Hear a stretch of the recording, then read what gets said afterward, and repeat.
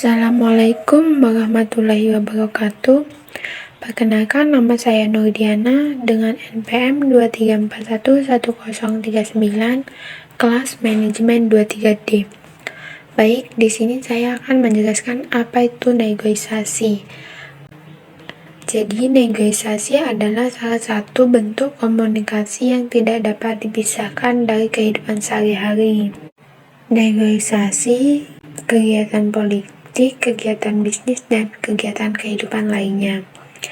Setiap orang pasti pernah melakukan negosiasi, baik negosiasi secara formal maupun non-formal.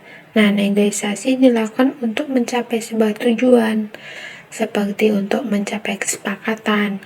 Lalu, negosiasi juga tidak hanya dilakukan oleh dua orang pihak saja, bisa dilakukan oleh banyak pihak. Selanjutnya ada tujuan negosiasi. Negosiasi dilakukan tidak hanya sebagai media saja. Banyak tujuan dari negosiasi, tetapi ada beberapa tujuan yang paling penting dalam bernegosiasi. Yang pertama ada mencapai kesepakatan bersama. Tujuan ini untuk mencapai kesepakatan bersama, pihak-pihak yang berunding harus mengutarakan pendapatnya. Jadi kesepakatan bersama ini akan berjalan baik ketika semua pihak yang terlibat dalam negosiasi bersikap terbuka satu sama lain. Lalu yang kedua ada mengurangi konflik dan perbedaan. Pasti muncul selama proses negosiasi ada proses konflik dan perbedaan. Jadi hal ini normal dan dapat terjadi. Padahal negosiasi merupakan upaya untuk menyelesaikan konflik dan perbedaan itu sendiri. Mengurangi perselisihan dan konflik adalah salah satu tujuan negosiasi. Sebelum bernegosiasi, pihak-pihak yang bernegosiasi perlu memahami posisi masing-masing. Cobalah untuk memahami aspirasi dan masalah orang lain. Lalu yang ketiga ada saling menguntungkan di berbagai pihak. Negosiasi bukan sekadar mencapai kesepakatan bersama dan mengurangi konflik. Ada hal lain yang penting dalam negosiasi. Tujuannya saling menguntungkan dari berbagai pemangku kepentingan. Hal ini menciptakan rasa saling percaya, lalu kerjasama dapat tercapai. Pada hakikatnya, negosiasi bukan sekadar mencapai kesepakatan, melainkan kerjasama yang saling menguntungkan. Begitu. Selanjutnya ada jenis-jenis negosiasi. Ada banyak jenis negosiasi yang berbeda.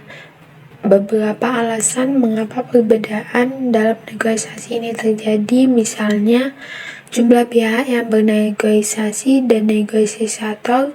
Situasi ini kelebihan dan kekurangan.